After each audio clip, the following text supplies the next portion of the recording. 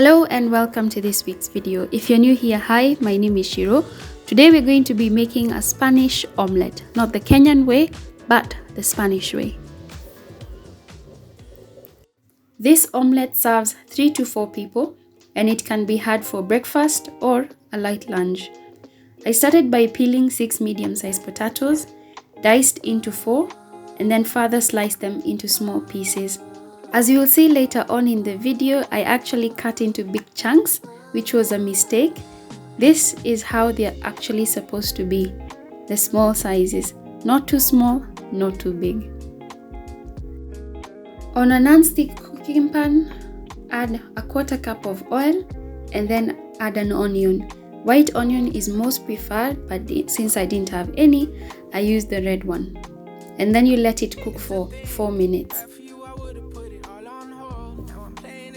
Till it turn to gold. Midas hands, but we all grow old. Can't have my soul, let my heart turn. Once the onion are done, add potatoes and then let them cook until they begin to turn a golden color and become soft.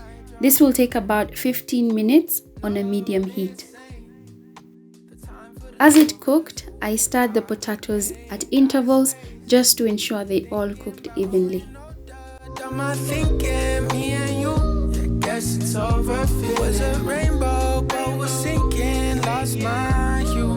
I might come running back when our hearts get back on track. When the stars line up, that's that. Once the potatoes were done, I transferred them into a bowl and then added salt to taste, and you can add pepper if you want. I then added in 6 eggs, then stirred the mixture and let it rest for 15 minutes. You can put on a foil on top or just use the lid of the container.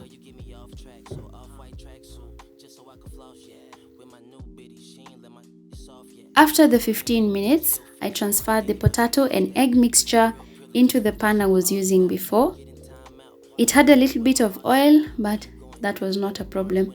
I let it cook for 3 minutes on a medium heat.